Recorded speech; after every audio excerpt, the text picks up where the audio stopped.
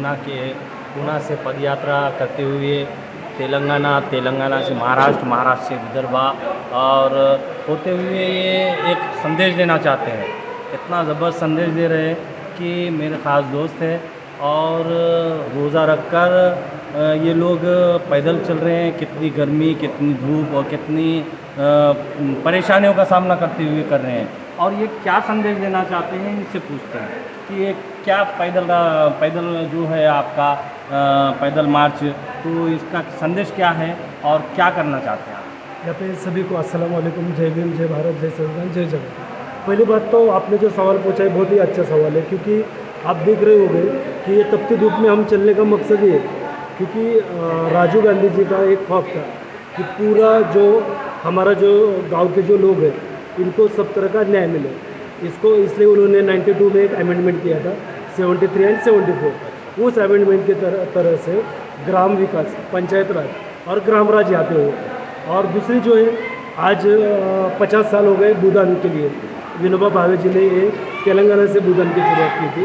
यहाँ पे उन्होंने 47 लाख एकड़ जगह जमा की थी उस टाइम पे। तो ये जो जगह जो है, अभी मैं यहाँ पे लोगों से सुन रहा हूँ कि यहाँ का अभी जो रूरल पार्टी का जो सरकार है वो धरनी ऐप नाम का कोई ऐप निकाल के वो जगह जो है वो उनको पट्टे पे नहीं ले रहे थे। इसकी वजह से यहाँ के लोग काफ़ी परेशान हैं। दूसरा जो है, इस अमेंडमेंट में जो चीज़ें थी ये ग्रामीण लोगों तक पहुँचनी चाहिए और सब लोगों को ये मिलना चाहिए। देखो, आपको याद होगा तो राजीव गांधी ने एक बार कहा था कि जब सरकार 1 रुपया बेचती है तो नीचे गरीब तक 15 पैसा जाता है। तो ये चीज़ नहीं होना चाहिए। इसलिए ये हमारी पैदल यात्रा है कि लोगों को पराजित कभी नहीं होता। इसलिए हम सब लोगों को कोशिश ये करना चाहिए कि हमारा आपसी जो भाईचारा है उसको बरकरार रखें और मजबूत रखें। और दूसरी जो सोशल मीडिया और इसमें जो अफवाहें जो आती है इसमें ज़्यादा ध्यान न देते हुए अपनी मेहनत पे ध्यान दें और अपने कर्म पे ध्यान दें। तो हमारे साथ अभी शुरू से 40 लोग चल रहे हैं। बीच में कुछ लोग आते हैं चले जाते हैं, मतलब सब लोग अपना अपना योगदान देते हैं। जहाँ तक गांव का सवाल है तो देखो, पहले तो हमारे लैंग्वेज का प्रॉब्लम होता है, हमारे साथ ट्रांसलेटर है, पर बहुत सी चीज़ें उनके हम समझ नहीं पाते, पर चेहरे के हावभाव से वो तो चीज़ समझ में आता है कि उनको क्या ज़रूरत है। और हर गांव का अगर रिस्पांस प्रतिशत अगर देखा जाए तो बहुत ट्रिमेंडस प्रतिशत है। यहाँ पे कांग्रेस के जो नौजवान लीडर जो है, जो उभरते हुए अधिकारी पदाधिकारी युवा जो है, इनमें एक तरीके का उत्साह है और जोश है। और मेरा इनके लिए एक ही कहूँगा मैं कि ये जो जोश और ये उत्साह जो है आप 2023 तक अगर कायम रखेंगे तो इंशाल्लाह वापस दोबारा यहाँ पे कांग्रेस की सरकार आएगी, क्योंकि इसको बरकरार रखना जरूरी है। क्योंकि अभी हम जाएंगे, इसके बाद 1 साल का गैप गिरेगा, तो ये साल का गैप में आपको खुद ज़मीनी तौर पे ये मेहनत करना पड़ेगी। गली गली में इस तरह के तुम पद यात्रा निकालोगे तो आपके पास पब्लिक सब चीज़ें आपको बताएगी, क्योंकि आप दूर से रहेंगे तो आपको पब्लिक बताएगी नहीं। और जब इलेक्शन के टाइम पे जाएंगे तो बोलेंगे प्रचार के लिए आए हुए, तो इस तरह से आपको बात नहीं कर सकते। तो मैंने आपको देखा है पुणे में बहुत बार आप आंदोलन करते हैं और निवेदन देते हैं, फिर वो बात को ना मनवाते हुए फिर आंदोलन करते हैं। नगर सेवकों के बारे में, कुछ नेताओं के बारे में, भ्रष्टाचारों के बारे में, फिर उसके बाद में आप होते हुए संदेश दे रहे हैं। वो तो ये बहुत बड़ी बात है हमारे लिए।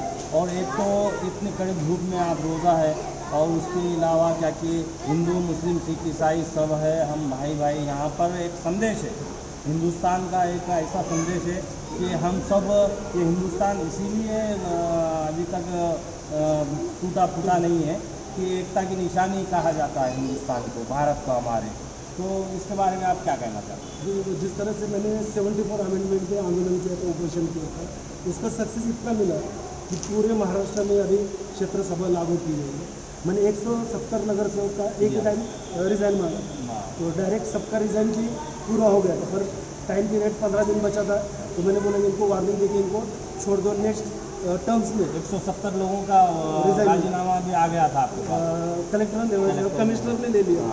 पर ये जो रिज़ाइन लेने का वजह ये था कि उनको वो डर बैठे कि कानून है और ये कानून की तरह से अपने को काम करना चाहिए। पहले बात तो अपने को संविधान ने ये हक दिया है कि हम जो है जितने भी ये पब्लिक ये मालिक है, और जो नगर सेवक, आमदार या खासदार या मिनिस्टर, ये लोक सेवक है, ये लोग जनता के नौकर है। और हम अगर वो जनता का काम नहीं करते तो फिर उनको उस कुर्सी पर बैठने को कोई हक नहीं है।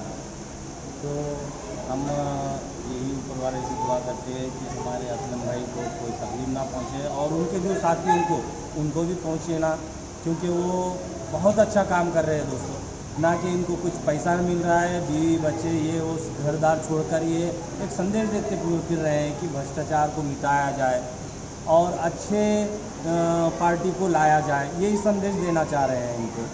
तो हम यही दुआ करते हैं कि आपको कोई तकलीफ़ ना पहुंचे, आपके जो साथियों को कोई तकलीफ़ ना पहुंचे, 40 साथियों को। आखिर में हमारे ऑडियंस को क्या कहना चाहते हैं, जनता को क्या कहना। आज की न्यूज़ में आपका स्वागत है और आप देख रहे हैं आज की न्यूज़। आज हर कोई ना कोई अपना संदेश देते हुए घूम रहा है दोस्तों, कि ये संदेश बहुत ही अच्छा है, भाईचारगी का संदेश है।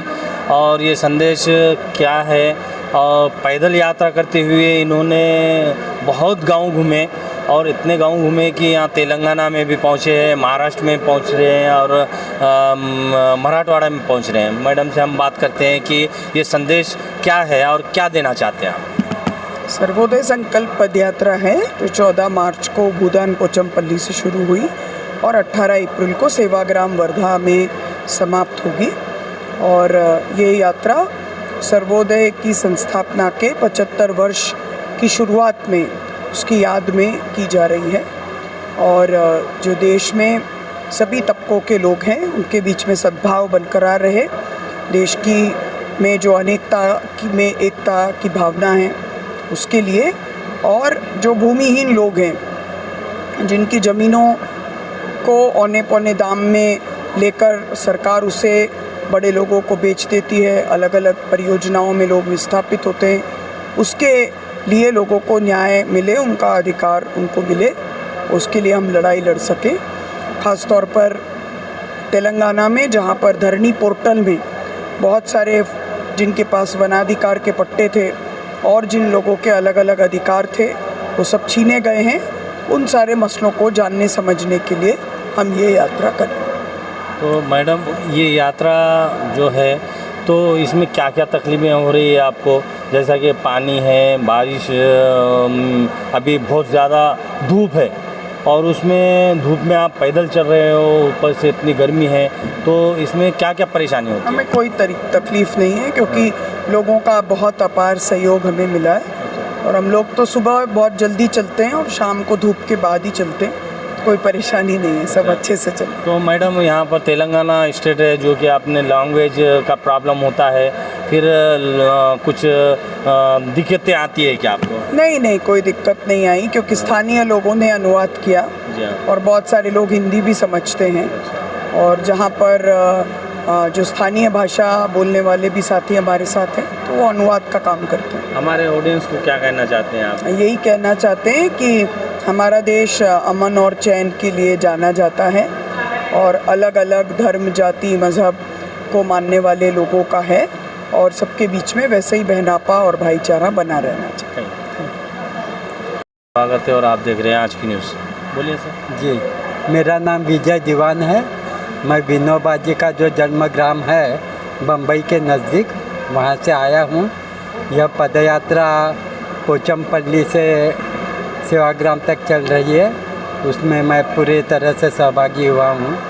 और विनोबा जी ने जो सर्वोदय समाज की स्थापना की, उसमें उस समय पंडित जवाहरलाल नेहरू भी थे, इसलिए विनोबा जन्मस्थान प्रतिष्ठान और राजीव गांधी पंचायत राज जो कांग्रेस के एक विंग है, ये हम दोनों ने मिलकर यह पदयात्रा निकाली हुई है। और विनोबा जी के और पंडित जी के जो संबंध थे और जो वैचारिक संबंध थे वह फिर से दृढ़ करने के लिए हम एक साथ यह पदयात्रा कर रहे हैं। धन्यवाद। मैं नीला आप्टे, मैं भी विनोबा जन्मस्थान के तरफ से सर्वोदयी कार्यकर्ता हूँ और इस पदयात्रा में सहभागी हूँ पहले से। पोचमपल्ली से सेवाग्राम तक हमारे साथ बिहार, यूपी, मध्य प्रदेश, कर्नाटक और महाराष्ट्र से ज़्यादा ऐसे करीब 25 लोग सहभागी हुए हैं। और अभी और 2 दिन के बाद हम महाराष्ट्र में प्रवेश करेंगे। कुल 600 किलोमीटर की ये यात्रा है, 35 दिन की, और इसका समारोह सेवाग्राम में होगा। भूदान और सर्वोदय ये दोनों की याद में याद जगाने के लिए ये पदयात्रा कर रहे हैं। और विनोबा जी जिस रास्ते पर गए थे उसी रास्ते पर और उसी गांवों से जाने की हमारी कोशिश है, हमने डिसाइड किया है। मैं ऐसा मानती हूँ कि सर्वोदय का विचार जिसकी मतलब जोत लेके प्रज्वलित की थी विनोबा जी ने, और उस पे मतलब अब ये 75 साल के बाद उसमें तेल डाल के उस जोत को प्रज्वलित तेजस्वी रखना, ये काम भी इससे हो जाएगा। और इस पदयात्रा के ज़रिए सर्वोदय का विचार एक बार फिर से लोगों तक पहुंचाने में हम सफल हों।